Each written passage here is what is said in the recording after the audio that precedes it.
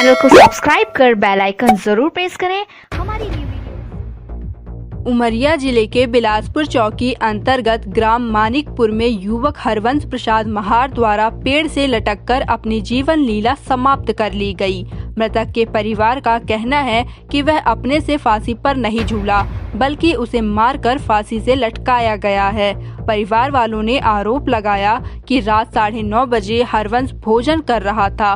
उस वक्त अंजुबाई निवासी मानिकपुर का बार बार मोबाइल से फोन आ रहा था। हरवंश खाना बीच में ही छोड़कर घर से बाहर निकल गया।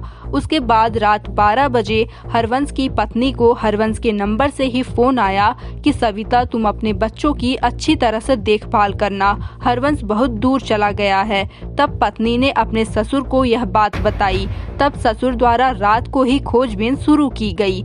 उसका कहीं पता नहीं चला। सुबह खोजते हुए लगभग 10:30 बजे हरवंश गांव के ही एक पेड़ पे लटका हुआ मिला। मृतक के पिता का कहना है जब उसने इसकी सूचना थाने में जाकर दर्ज कराई तो बिलासपुर चौकी में उपस्थित एसआई राजेंद्र चंदेल ने रिपोर्ट नहीं लिखी। वे मृतक के बड़े पिता क्रोधी महार को गाड़ी में बैठाकर घटना स्थल पर ले गए। उन्होंने मेरे बेटे की डेड बॉडी नीचे उतारी। जब मैं थाने जानकारी मांगने जाता हूं तो उनका कहना होता है कि तुम चलो मैं आ रहा हूं।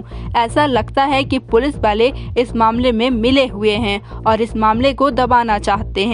जब हमारे मध्य भूमि प्रतिनिधि ने बिलासपुर चौकी थाना प्रभारी अशोक सिंह परिहार से बात की तो उनका कहना है कि मृतक के पिता हमारे पास आए थे और उनके द्वारा सूचना दी गई कि मेरा बेटा आम के पेड़ में फांसी लगा लिया है। तब हमने प्रधान आरक्षक वीरेंद्र सिंह द्वारा पंचनामा कार्यवाही की थी। मेरे पति ने आया है, रक्षाबंधन को आने वाले थे पर वो बुलवा लिए। फिर इसके बाद में 4 बजे दिन में आए। फिर 4 बजे दिन में आए, फिर एक रात मेरे पास रुके। फिर इसके बाद में शाम के खाना दिया, खाना खाए हैं।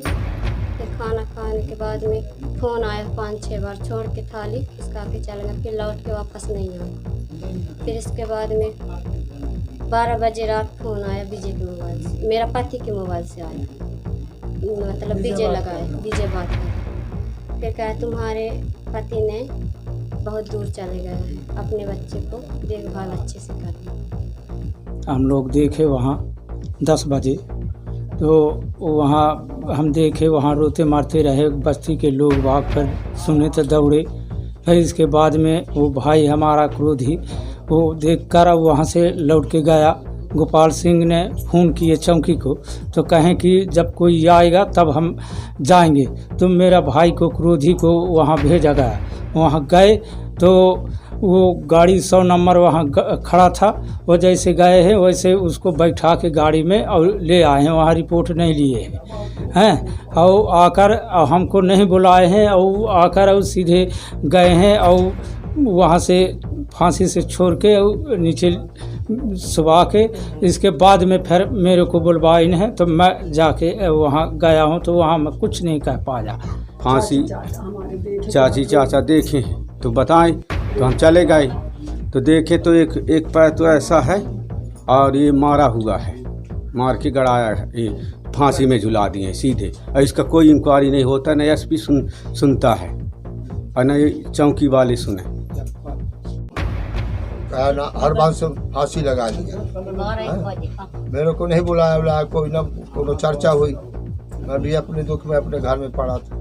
मेरे लड़के का स्वर्गवास हो गया 2 दिन पहले। अब बाकी इन्हीं के कार्रवाई क्यों नहीं हो रही? अभी तो प्रशासन जवाब देगा, बताइए। ये सूचनाकर्ता क्रोधी महार जो मृतक का पिता है, उसने थाना आकर सूचना दिया था कि उसका लड़का हरवंश प्रसाद महार जो करीब 32 वर्ष का है, आम की पेड़ में फांसी लगाकर ख़त्म हो गया है। इस पर मर्ग कायम करके प्रधान आरक्षक वीरेंद्र सिंह द्वारा पंचनामा कार्रवाई की गई थी और पंचनामा कार्रवाई के दौरान ये पाया है, उसके जो माता पिता बादशाहों का कथन लिया गया है उसमें यह था कि इसका किसी गांव की महिला से अवैध संबंध था, जिसकी पंचायत वगैरह भी फागुन के महीने में हुई थी। तो उसकी जो जिसको अपन प्रेमिका कह सकते हैं, वो प्रेम मायका में रह रही है वर्तमान में। और ये जो मृतक हरवंश है ये फागुन के महीने के बाद से कहीं बाहर कमाने खाने चला गया था और मरने के एक दिन पहले ही 24 को आना बता रहे हैं कि आए और ये फांसी लटक कर मर गया। पीएम कराया गया जिसमें डॉक्टर साहब ने इसको जो है अस्फाकिया हेनिंग से ही मृत्यु होना लेख किए हैं। बाकी फ़ोन इसके पास जब्त किया गया है, फ़ोन कॉल डिटेल की जानकारी ली जा रही है और इसकी जांच अभी चल रही है कि इसकी मृत्यु कैसे हुई।